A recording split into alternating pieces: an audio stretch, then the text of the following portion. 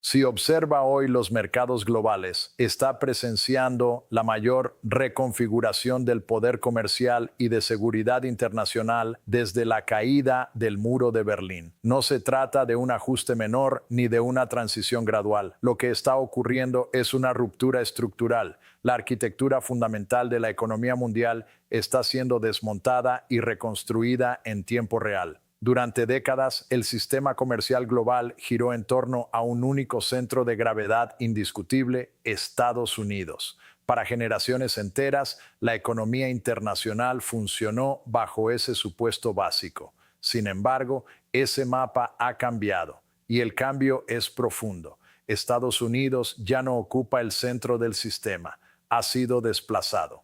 En una maniobra diplomática y económica cuidadosamente calculada, el primer ministro canadiense Mark Carney anunció la creación de una nueva coalición plurilateral de más de 40 países. Este bloque incluye a miembros de la Unión Europea, del Acuerdo Transpacífico y a grandes economías emergentes del sur global. El acuerdo no se limita al comercio, integra cadenas de suministro, coordina el acceso a minerales críticos y sincroniza las bases industriales de defensa. No es un tratado convencional, es una estructura defensiva diseñada para funcionar sin Estados Unidos y, de hecho, para excluirlo. En los próximos minutos voy a explicar cómo se produjo este colapso histórico de la influencia estadounidense.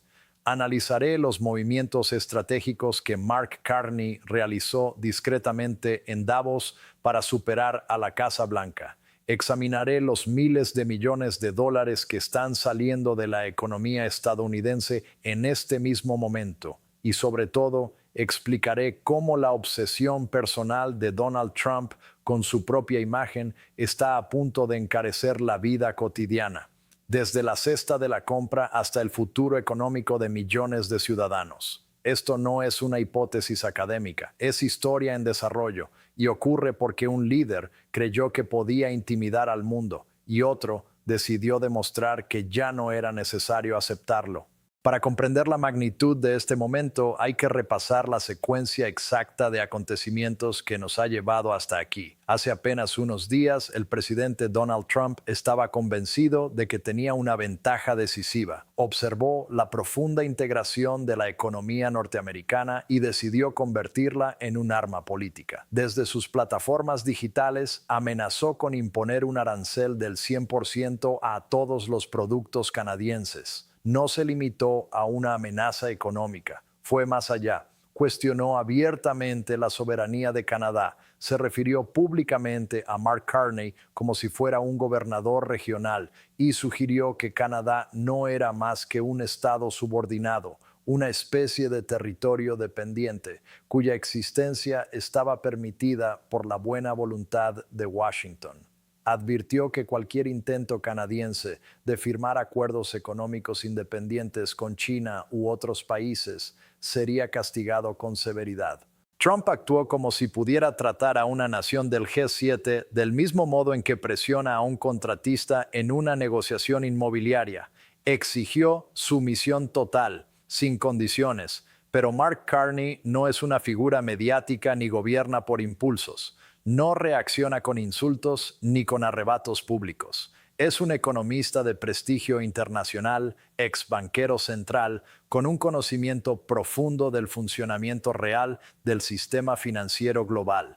Entiende mejor que nadie en la actual administración estadounidense los mecanismos invisibles que sostienen la economía mundial. Carney no respondió con declaraciones incendiarias. No publicó mensajes furiosos de madrugada, preparó una estrategia, tomó un vuelo a Davos, al Foro Económico Mundial, y allí, con calma y precisión, desmontó el liderazgo estadounidense ante los principales actores del sistema global. Lo que ocurrió en Davos será analizado durante décadas. Carney subió al escenario y no presentó promesas ni consignas políticas, presentó un diagnóstico. Declaró que la era posterior a la Guerra Fría, marcada por la hegemonía estadounidense, no estaba atravesando una transición, sino una ruptura.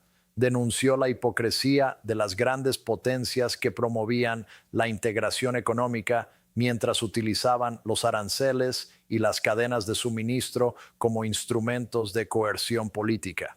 Para ilustrarlo, recurrió a una metáfora poderosa, la del pequeño comerciante que bajo un régimen autoritario coloca cada día un cartel propagandístico en su escaparate no por convicción, sino para evitar represalias. Carney afirmó que durante años países intermedios como Canadá habían colocado el cartel, manteniendo la ficción de que Estados Unidos era un socio estable y predecible.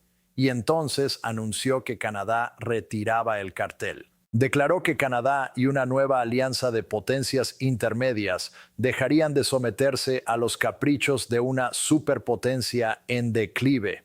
Afirmó que estos países ya no necesitaban fingir una realidad inexistente y que, actuando juntos, podían construir una alternativa sólida y funcional.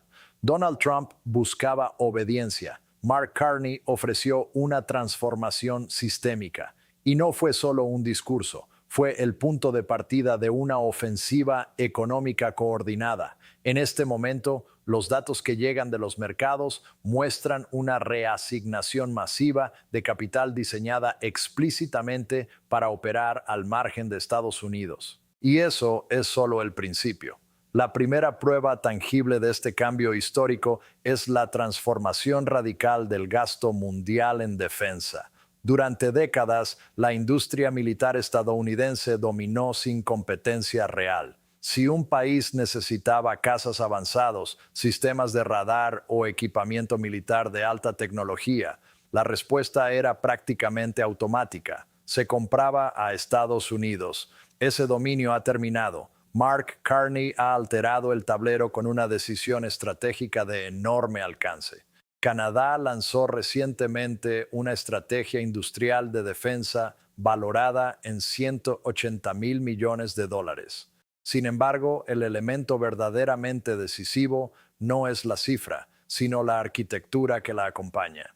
Canadá se ha incorporado oficialmente al sistema de adquisiciones de defensas seguras de la Unión Europea.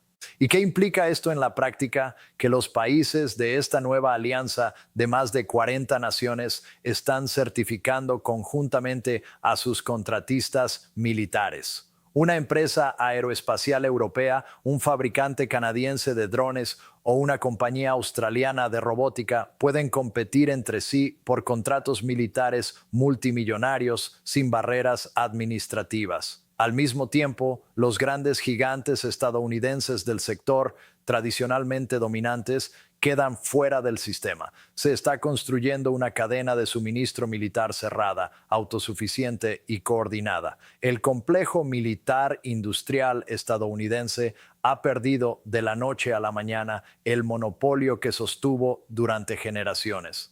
Y esta pérdida no se debe a una crisis externa, sino a una política que convirtió a los aliados en adversarios. La segunda evidencia es el control estratégico del futuro tecnológico. La economía moderna depende de minerales críticos, litio, cobalto y tierras raras. Sin ellos no existen vehículos eléctricos, teléfonos inteligentes ni inteligencia artificial a gran escala. Bajo el liderazgo de Carney, la nueva coalición ha creado un club exclusivo de compradores, anclado en las economías más avanzadas del G7. Este grupo está coordinando inversiones y asegurando líneas de suministro globales para esos recursos esenciales. El objetivo es claro: proteger su capacidad industrial y tecnológica a largo plazo. Para las empresas tecnológicas estadounidenses, el mensaje es inequívoco.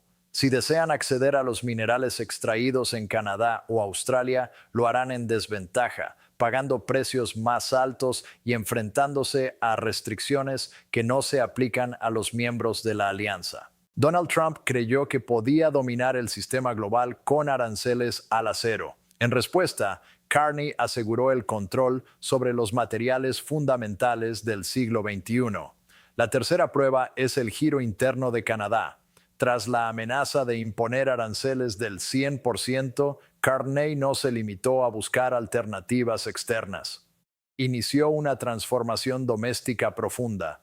lanzó una política de construir en Canadá para Canadá, destinada a reducir de forma estructural la dependencia de proveedores estadounidenses. Miles de millones de dólares en proyectos de vivienda, infraestructuras y obras nacionales deberán utilizar exclusivamente acero, aluminio y madera canadienses y emplear mano de obra local.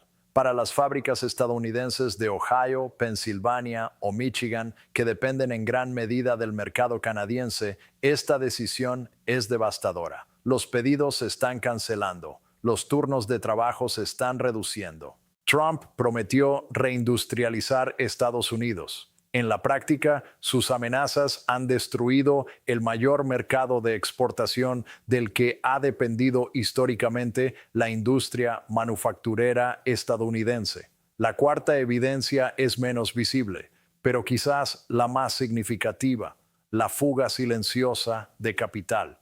Mientras el presidente estadounidense publicaba mensajes airados en redes sociales, Mark Carney mantenía reuniones privadas en Suiza con directivos de empresas cuya capitalización conjunta supera los 10 billones de dólares. Carney ofreció algo que la actual administración estadounidense no puede garantizar: estabilidad. Subrayó la calificación crediticia AAA de Canadá, su bajo nivel de deuda respecto al PIB y un sistema bancario que no colapsa periódicamente. El resultado ya es medible. Inversiones extranjeras directas están desviándose desde Estados Unidos hacia sectores canadienses como la energía, la computación cuántica y la biotecnología sanitaria. El capital global evita la volatilidad, y una economía gobernada por impulsos y confrontaciones constantes no es un destino seguro para inversiones a largo plazo. La quinta prueba es el deterioro acelerado de la influencia diplomática estadounidense. Mientras Washington permanece atrapado en disputas internas y conflictos comerciales, Canadá ha diversificado sus relaciones con rapidez y eficacia. Ha cerrado un nuevo acuerdo con China que abre mercados por valor de $7,000 millones. Ha firmado una asociación estratégica con Qatar para ampliar vínculos comerciales y de defensa, y trabaja activamente para conectar el Acuerdo Transpacífico con la Unión Europea, creando un bloque comercial de aproximadamente 1.500 millones de personas. Cada vez que Trump intenta levantar un muro, Carney construye un puente. El contraste entre ambos liderazgos es revelador.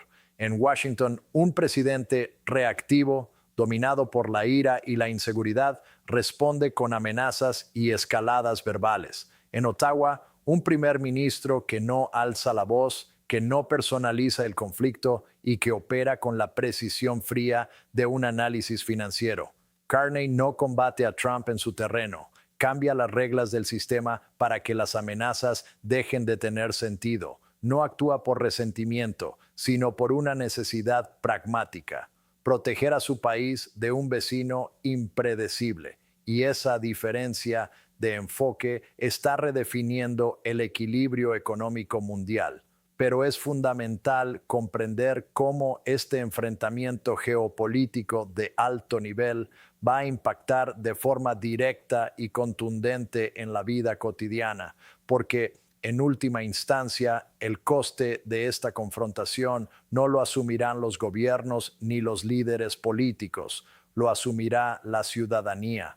A medida que esta alianza de más de 40 países construye cadenas de suministro paralelas, la era del comercio global barato, fluido y sin fricciones llega a su fin. Estamos entrando en una etapa de fragmentación económica, y la fragmentación es extraordinariamente costosa. Cuando las empresas estadounidenses quedan excluidas de los nuevos sistemas de contratación y aprovisionamiento, cuando deben buscar proveedores alternativos para componentes industriales, electrónicos o materias primas, porque las rutas tradicionales, especialmente las canadienses, se han cerrado por aranceles y acuerdos exclusivos, los costes de producción aumentan de forma inevitable, y esos costes no los absorben las empresas. Se trasladan íntegramente al consumidor. Pensemos en el sector del automóvil. Durante décadas, la industria norteamericana ha dependido de una cadena de suministro profundamente integrada, en la que las piezas cruzaban la frontera entre Estados Unidos y Canadá varias veces antes de que un vehículo estuviera terminado. Ese sistema se está desmantelando. Sin acceso a componentes clave, las fábricas no pueden producir. Los concesionarios comenzarán a mostrar inventarios reducidos. Los precios subirán. Un vehículo utilitario o una camioneta estándar puede encarecerse miles de dólares en cuestión de semanas, no por una crisis global inevitable, sino por una decisión política basada en la confrontación. Ahora pensemos en el supermercado. El precio de los alimentos importados, del embalaje, del transporte y del combustible aumentará a medida que el dólar pierda parte de su dominio y la inflación vuelva a intensificarse. Los aranceles impuestos por la administración Trump funcionan en la práctica como un impuesto encubierto sobre la clase media estadounidense. No castigan a gobiernos extranjeros, castigan a los hogares. Y no termina ahí. Pensemos en el ahorro y la jubilación. Millones de ciudadanos dependen de planes de pensiones y fondos de inversión fuertemente vinculados al mercado bursátil estadounidense. Pero ese mercado se sostiene sobre una premisa esencial: el acceso a mercados globales y el crecimiento internacional. Si las economías más ricas y avanzadas del mundo crean un sistema alternativo que opera al margen de Wall Street, las perspectivas de crecimiento de las grandes empresas estadounidenses se reducen de forma estructural. Las tecnológicas, las manufactureras, las empresas logísticas, todas verán caer sus expectativas, y con ellas el valor de los ahorros de millones de personas, no por una guerra ni por una catástrofe natural, sino porque la diplomacia fue sustituida por el espectáculo. Entonces, ¿qué ocurre ahora? Entramos en la fase más peligrosa e imprevisible de este proceso. El equilibrio anterior se ha roto y en los círculos de poder se contemplan tres escenarios inquietantes. El primer escenario es la rendición económica. La presión combinada de la nueva coalición empuja a los mercados estadounidenses al límite. Las bolsas caen de forma abrupta. Los grandes directivos empresariales acuden a la Casa Blanca y advierten que, si no se retiran los aranceles, el país se encamina hacia una recesión profunda. Trump se ve obligado a retroceder públicamente. Los aranceles se levantan, pero el daño es irreversible. El mundo ha aprendido que Estados Unidos puede ser desafiado. El segundo escenario es la escalada autoritaria. El presidente se niega a aceptar una derrota política frente a un líder al que despreció públicamente. Declara una emergencia nacional, congela activos canadienses y militariza la frontera norte en un intento desesperado por forzar concesiones. La respuesta internacional es inmediata. La alianza sanciona a Estados Unidos. La economía entra en una espiral inflacionaria y el país queda aislado. El tercer escenario es una crisis institucional interna. Sectores del establishment político y militar, alarmados por el colapso de las redes de defensa y cooperación internacional, actúan para limitar el poder presidencial. El Congreso intenta retirar la capacidad del Ejecutivo para imponer aranceles de emergencia. El sistema político se fractura. El país entra en una crisis constitucional mientras el resto del mundo continúa sin él.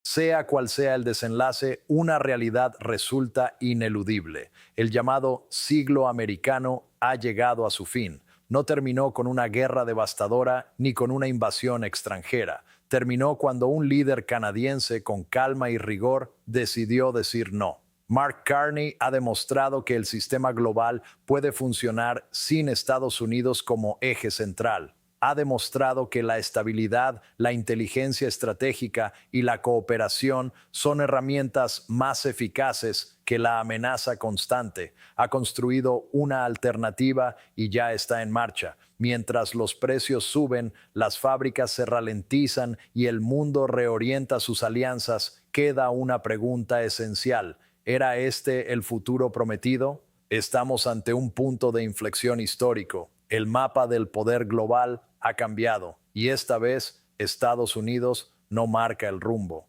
Seguiremos observando los mercados, las cadenas de suministro y las decisiones que emanan de Washington. Otros prefieren suavizar la realidad. Nosotros no, porque comprender lo que ocurre ahora no es una opción, es una necesidad. El mundo que conocíamos ya no existe.